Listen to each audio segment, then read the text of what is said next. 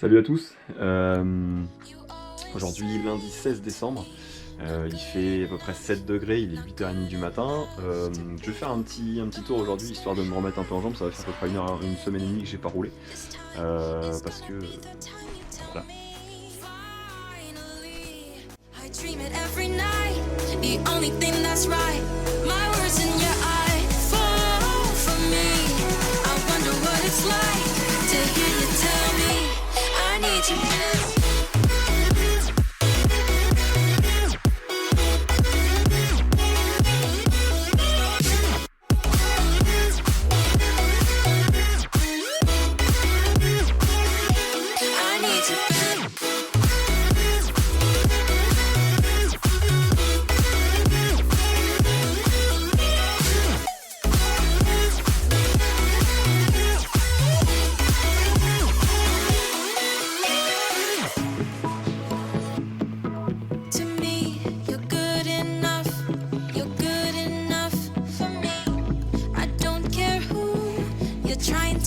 Salut à tous les riders, c'est Norman Biker.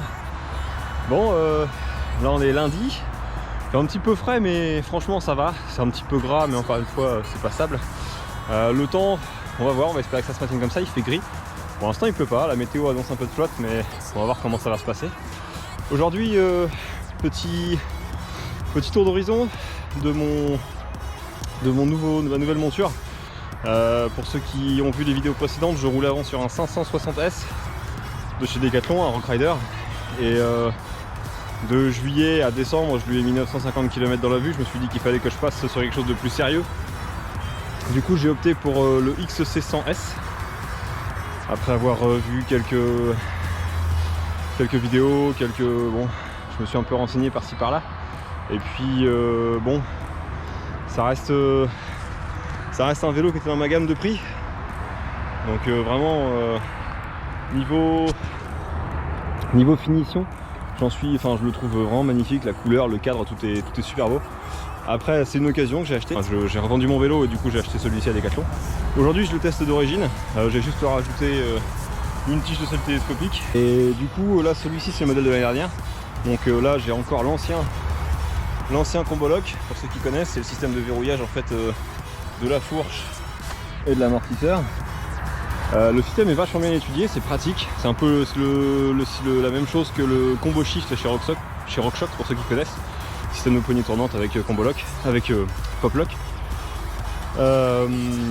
Et du coup sur le principe il fonctionne vachement bien. Par contre donc, comme je disais, c'est la poignée de l'année dernière et qui est pas du tout ergonomique, elle est trop courte, la course est super bizarre, donc de ce point de vue là je l'aime pas trop, donc je vais la changer assez rapidement. Mais voilà. Et la grosse différence notable qu'il y a avec le modèle 2019, c'est la transmission. Parce que là moi je suis en 11 vitesses avec du NX et du stylo Osiris avant. Alors que la nouvelle gamme 2019 est montée en 12 vitesses Eagle NX toujours. NX avec un pédalier NX aussi en 34 dents je crois, si je dis pas de bêtises. Alors que celui-ci est en 30. Moi ce qui m'arrange très bien parce que je voulais rester sur le 30 dents. Donc ça me va bien. Cassette 11 42. Donc ça me change un petit peu parce qu'avant j'étais en 46 sur mes Cross Max. Donc bon, c'est un petit peu... Ça va, la différence c'est pas ce que je pensais. Le SRAM je connais pas trop, même si de manière générale j'aime pas trop SRAM. Je vais l'essayer, je vais voir, je vais faire une ou deux sorties avec, histoire de me faire un avis dessus. Par contre c'est vrai que pour le coup le shifter est assez agréable à utiliser. Il est assez doux, c'est un vrai clic comparé à mes SLX qui étaient un petit peu flou, enfin mon SLX qui est un peu flou.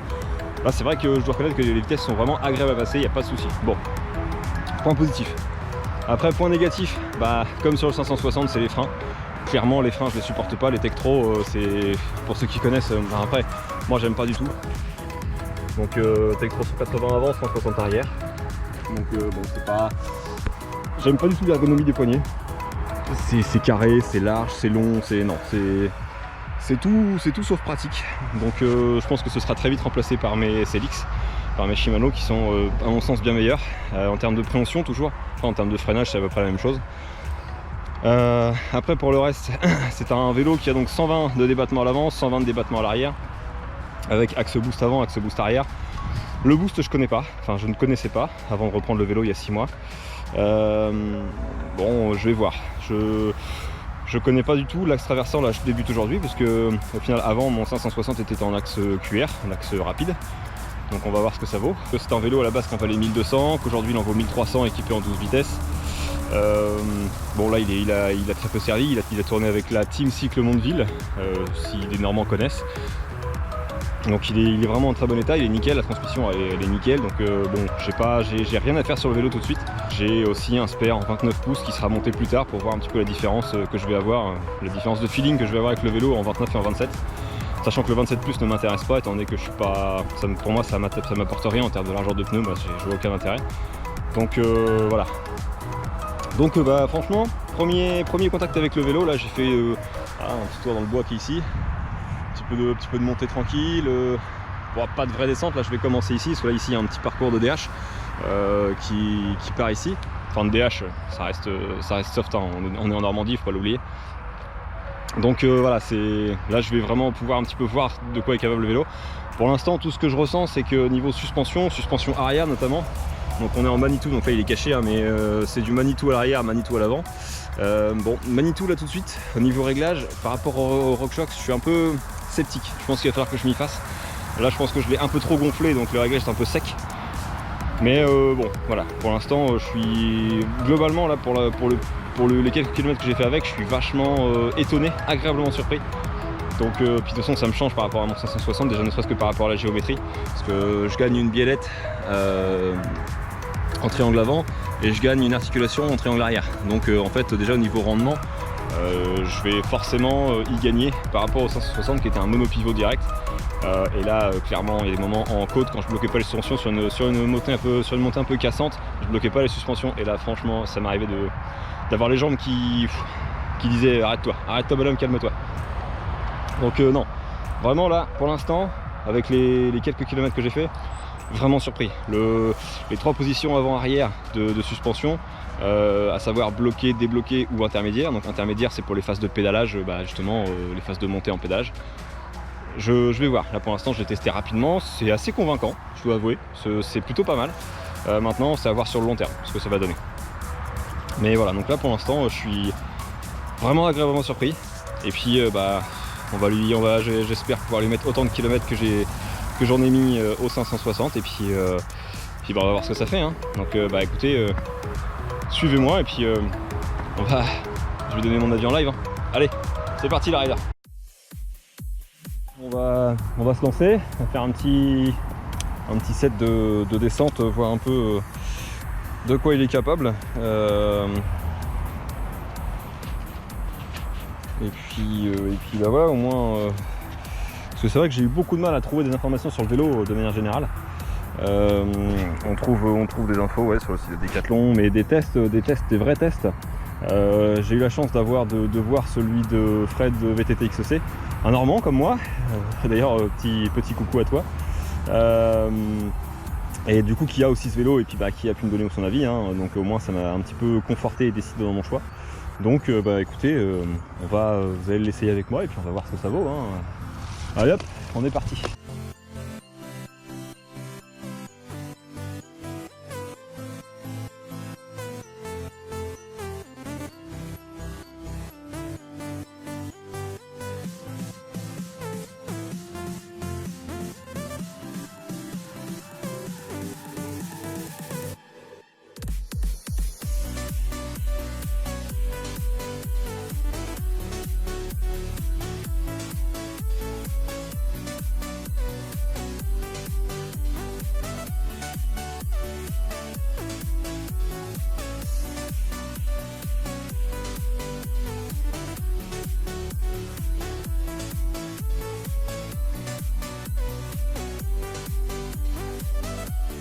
Ah, la réponse est quand même vachement bonne, j'avoue que par rapport au 560 il n'y a pas photo.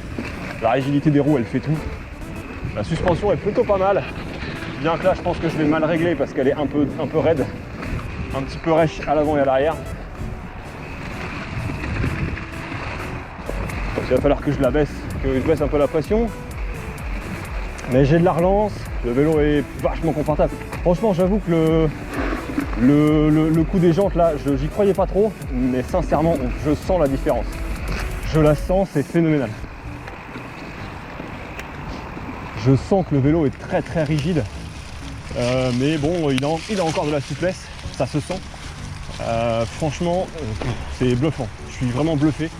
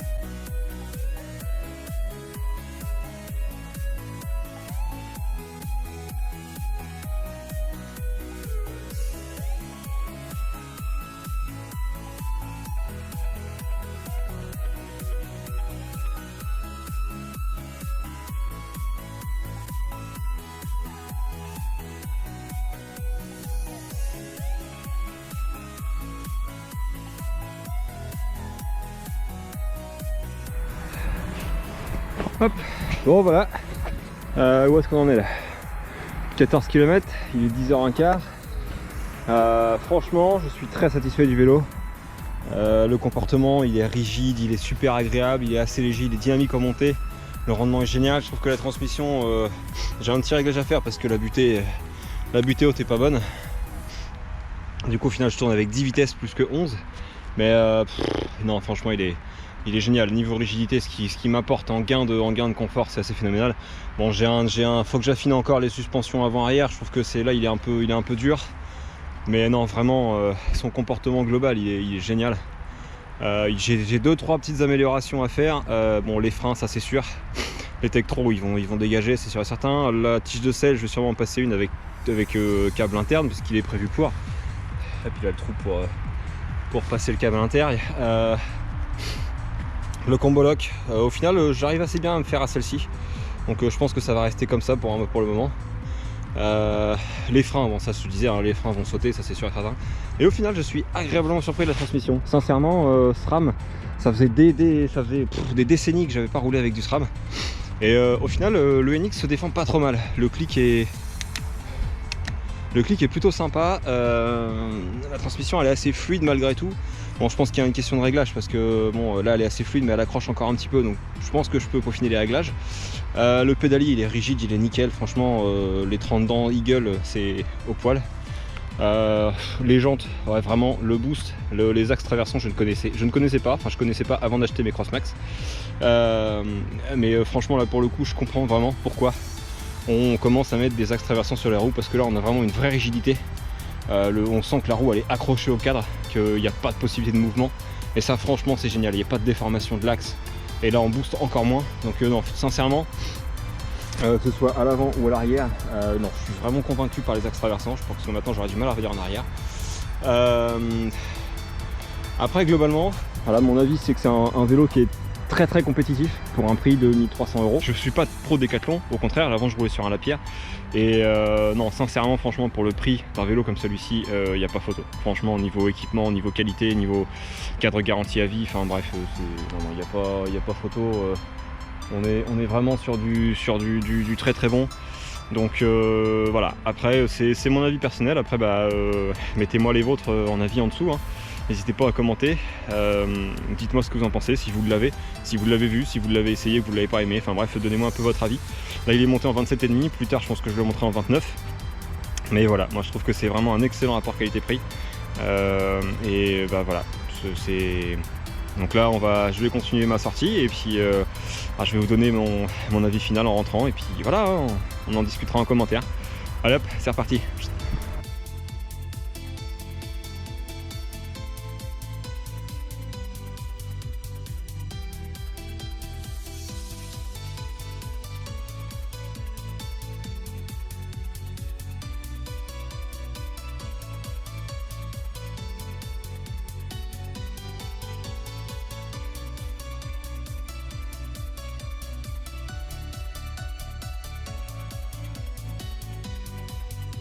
La position est pas...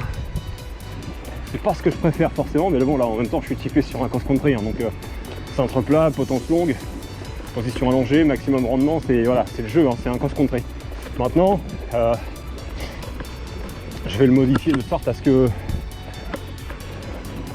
en fait je me retrouve avec un mix rando cross-country en fait. Quelque chose qui soit vraiment polyvalent dans l'ensemble, dans la position.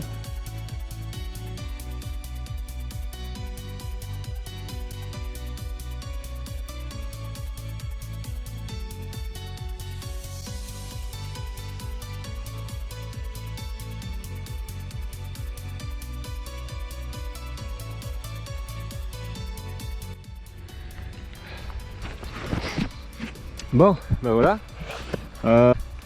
Bon, vu que le temps est pas au beau fixe, je commence à rebrousser chemin. Puis bon, bah, j'ai quelques réglages encore à faire sur le vélo. Donc là, c'était vraiment une petite sortie test pour faire un petit tour d'horizon du vélo, voir comment il se comporte. Et bon, bah, je me répète, mais vraiment, je suis agréablement surpris du résultat. Pour un vélo à ce prix-là, je trouve qu'on est vraiment sur quelque chose de très qualitatif. Les axes boost, je trouve que c'est une merveille. Enfin les axes traversants de manière générale, c'est vraiment une merveille. Le cadre il est hyper bien fini, on est sur quelque chose de très propre, de très solide, de très rigide. En descente, en montée, on sent vraiment qu'il y a quelque chose qu'on a vraiment quelque chose entre les jambes. C'est vraiment génial, sans mauvaise pensée ou jeu de mots. Point perfectible, ouais, c'est vraiment les suspensions avant-arrière. Je pense que du RockShox ça aurait été plus judicieux arrivé à ce stade-là.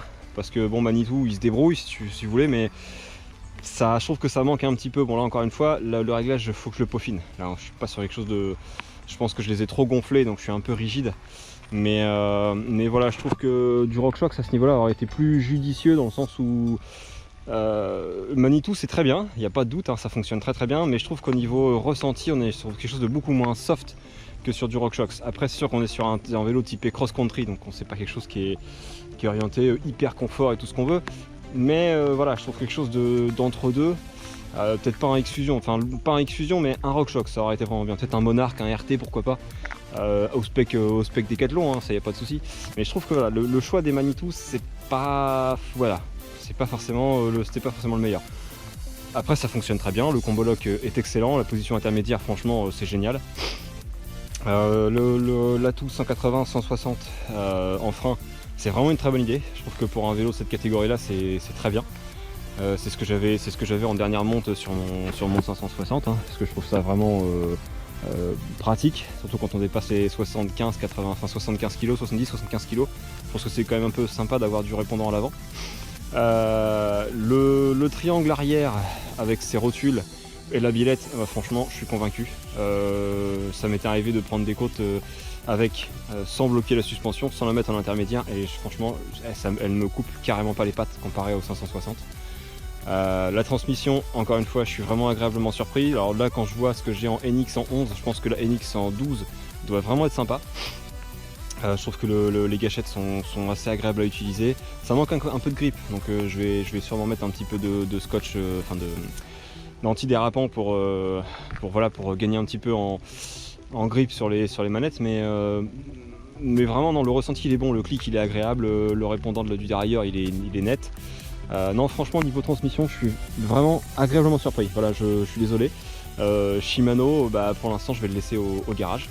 Et puis, on verra plus tard. Par contre, le passage sur la 1146, oui, ça, j'y repasserai parce que 1142, ça passe, ça fonctionne même très bien, mais c'est un petit peu juste.